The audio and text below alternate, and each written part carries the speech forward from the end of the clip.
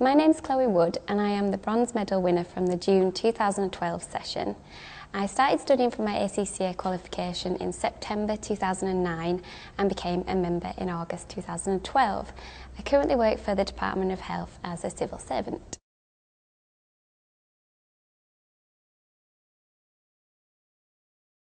I've always been interested in numbers and working in finance, and before I joined my current employer, the Department of Health, I worked for West Yorkshire Police as a financial investigator, and then I was really interested in progressing my career, so I wanted to learn accountancy, and the Department of Health offered me that opportunity. And basically they said I could study whichever institute I wanted, but when I looked at the syllabus for ACCA, I really like all the technical exams and all the calculation side of things, so it was like the tax that attracted me, so that's kind of went for it. And it's obviously a really big global well-known organisation.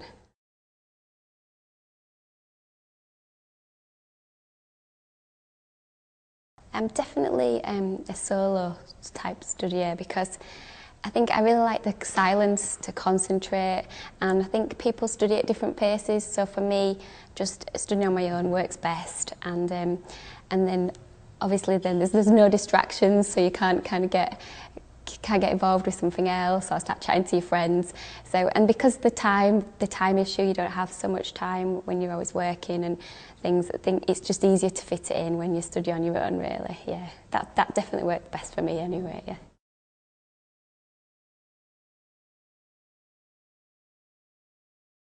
Well, I'm going to be honest, it is really hard when you're working full-time and then studying, and you do need to have a supportive other half who does obviously kind of get sick of never seeing you in a way. But I'm very organised, I always allocated my time and made people aware that, you know, I was going to be, for the next 3 months, didn't have much time on a weekend and things, and I always tried to do like a couple of nights during the week, revision, you know, looking at my course notes and doing the recommended reading and things. But yeah, it's just, I think you just have to be really strict with yourself and do it, and then make sure you do have other things going on, so it's not just this completely hard struggle up towards the exams, so that you do take time out and enjoy other things. I think that's really important.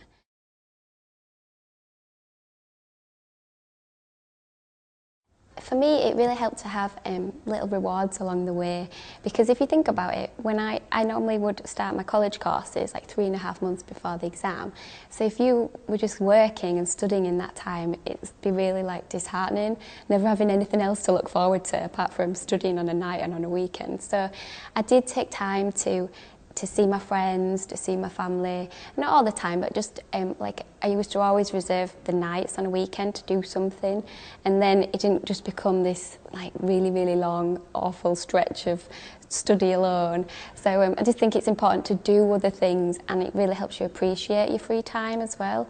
And I am a really keen runner, so I always make time to do my exercise. It helps with concentration as well, but I think it makes you feel good just to do other things. And definitely when I go running, I do think about things, but it does help with the stress, definitely. Yeah.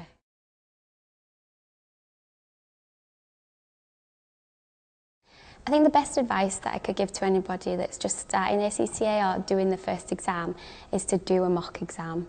I mean, some of my friends at college thought I was crazy, but I used to always do at least 3 proper mock exams from ACCA under time conditions, so I'd do the 3.25 hours for the bigger papers, because it gets you into the swing of things, and then when you get there on the day, it's not so alien, it's not so strange, because you can kind of think to yourself, look, I've done this before, we're doing it for real this time, so let's just pretend we're at home. And that's what I used to do, and I think that really helped with my nerves on the day.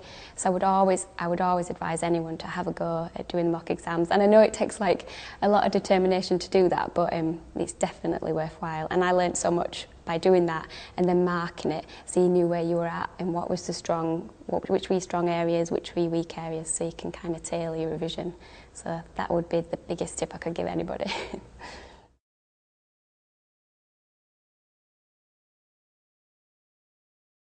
for me, I really like all the numerical papers, the calculation papers, like the technical areas.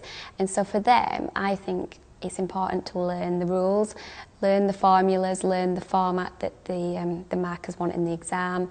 And then, so it's important really, I always spent a lot of time looking at the notes for them and then getting your confidence up, knowing how to approach it, then do the questions.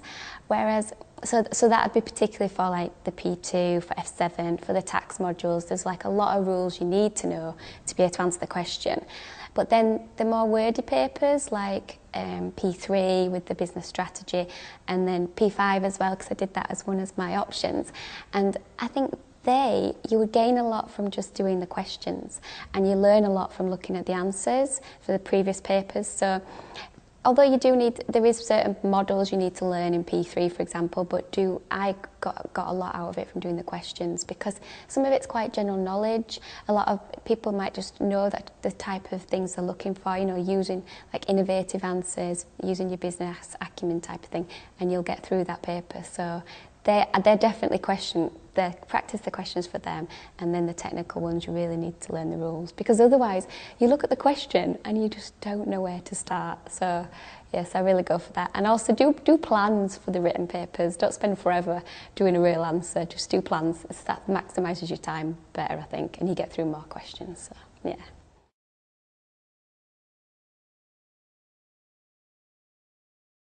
I always started studying about 3.5 months before the exam, because that's when college started. So I never used to really look at anything beforehand, because I think you really need to appreciate having a break in summer and having a break, near Christmas. So you kind of feel fresh, and then you kind of feel ready to get back into it in a way. So I always used to start learning when I went back to college, and I'd spend like the first 2 months really of learning the syllabus, reviewing my notes after class and doing recommended reading and practicing the questions, just having a go at the beginning and getting familiar with the syllabus and things. And then when you got a little bit nearer the exam, so we've got like 6 weeks to go, I used to always do a timetable where it allocated like what I was going to be doing on an evening after work, allocated what I was going to be doing on weekends, because sometimes things do come up which you can't avoid on a weekend, like people's birthdays and things. So I set aside time for things like that, but then made sure that I allocated all my available like free time to studying, and then I always knew which subject I was going to study that day.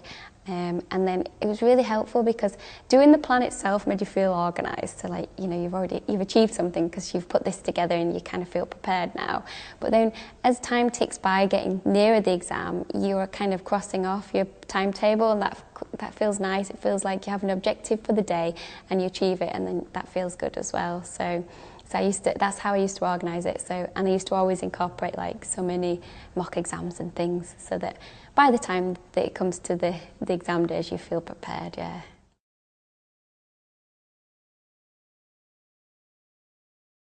Well, I did what people kind of tell you to do, in the sense that I did the real geeky time thing, where I did allocate, it's 1.8 minutes per mark, and that's how I did it.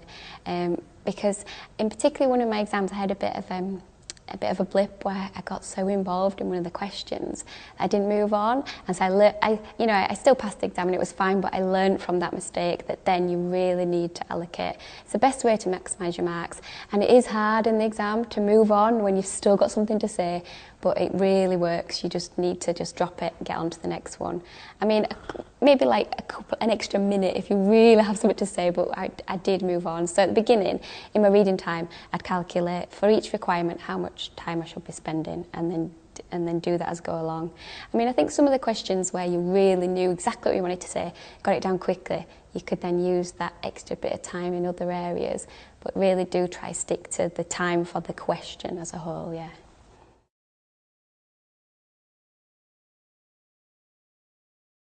For the last 4 sittings for me, I've had exams back to back. So I've always had an exam one day and then an exam the next day.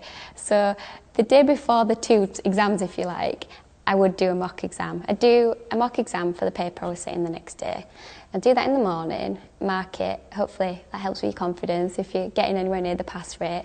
And then in the afternoon, I would look at my notes, give my hand a rest, because as you kind of go along, you do all this writing like at serious speed. I got one of those real writer's bumps on my hand, on my finger, which obviously goes down eventually, but it does get a little bit sore. So I used to always do an exam, mock exam, and then I'd rest my hand and just read the notes, and then I'd be ready for the real thing the next day. And then obviously I had to come out of the exam and get ready for the next one, and I'd just read my notes in the afternoon and then go do the next one the day after. So it's quite hard to allocate, which is why you need to do that timetable to allocate equally, like this exactly the same amount of time for each exam. And I mean, for me, I always had, and I'm sure most students do, I always had a favourite paper out of the two I was always studying. But I always made sure I allocated the same amount of time to both. And in the end, I always came out with really similar marks for both, even though you think one's a really strong area and the other one you think, oh, it didn't go too well. But it's weird. I always got like literally a percentage apart, always. It was very strange. So yeah, to allocate your time evenly, definitely, yeah.